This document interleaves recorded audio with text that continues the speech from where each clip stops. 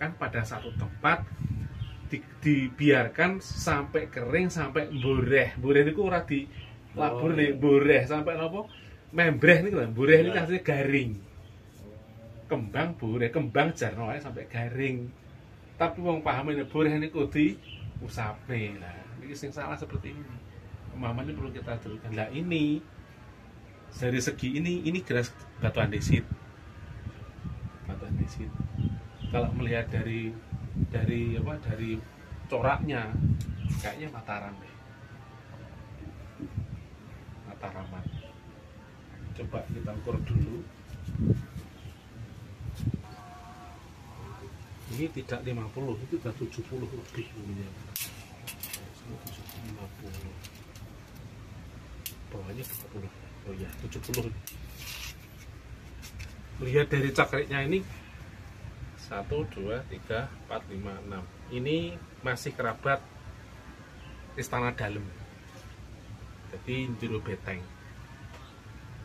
Tapi kita belum bisa memastikan apakah ini keluarga kerajaan mana. Tapi dari modelnya ini teman-teman bisa tahu ini adalah Mataraman Islam. Jadi ini antara abad 16-17. Hal seperti ini banyak tersebar di Blitar, terutama mulai dari Serengat, terus ke utara ke mana? Arah Udanawu, jadi Blitar itu sampai ke Lodoyo ini dikenal di sini wilayah Mataraman. Kalau kita katakan Monconegari Wetan, itu yang bisa kita sampaikan. Nah ini nanti kita bersama bisa menyelidiki sebenarnya siapa beliau-beliau ini, kita mengkaji secara bersamaan.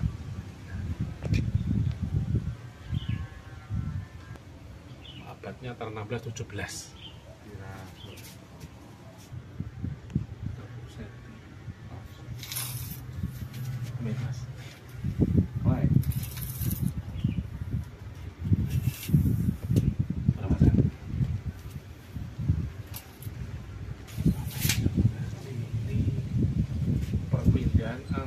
Berarti zaman era Sultan Agung mau ke Amangkurat. Kalau Sultan Agung cenderung tinggi. Perempuan, saya kira perempuannya perlu dipertanyakan. Ini perempuan semua enggak? Ini laki-laki. Dia punya pangkat tertinggi.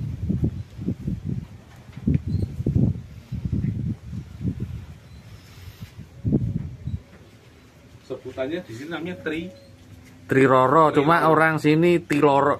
Tiloro,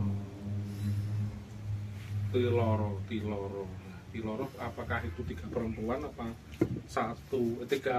tiga perempuan 1 laki-laki, ya kita belum bisa memastikan. Tapi dari coraknya ini jelas Mataram Islam antara Sultan Agung ke Amangkurat. Jenis batunya andesit dan jenis batu andesit, ada juga jenis tofu, batu putih. Lah itu ada batu putih. Oh yang ini ya. Batu putih tofu. Andesit tofu. Batu andesit dan tofu. Batu keras agak berwarna putih kecoklatan. Tapi bisa jadi kita bisa jadi ini bukan Mataram, bisa jadi ini Giri. Antara Giri Kedaton yang berapa? Karena saat Giri itu mulai dari Giri pertama, kedua, ketiga sampai masuk Mataram Islam, Giri masih ada. Bisa jadi ini dari Terah Giri berasimilasi dengan Terah dari Mataram. Yang ini Semua. Nah, dari batunya jenisnya bukan batu andesit total, batu tofu. Dan dulu tidak ada semen, memang dibuat corak seperti ini terus langsung rapat, hanya menggunakan gula merah. Ini yang belum jelas siapa beliau, mari kita bersama mengkaji.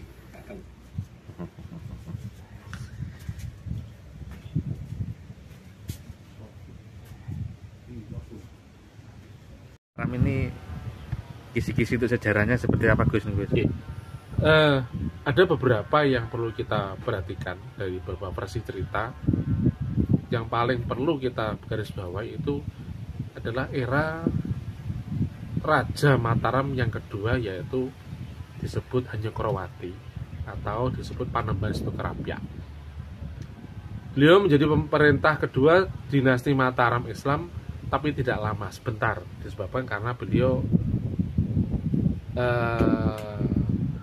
sakit sehingga tidak lama meninggalkan salah satu putra dari beberapa istri. Yang perlu digarisbawahi lagi, putra dari permaisuri Setokerapyak itu mempunyai kelainan, disebut juga ya idiot lah bahasanya. Otomatis untuk jadi raja pun atas kesepakatan para pangeran sepuh tidak bisa dilaksanakan. Maka yang dinaikkan jadi raja adalah pengganti Setokerapyak adalah Raden Rangsang atau Sultan Agung.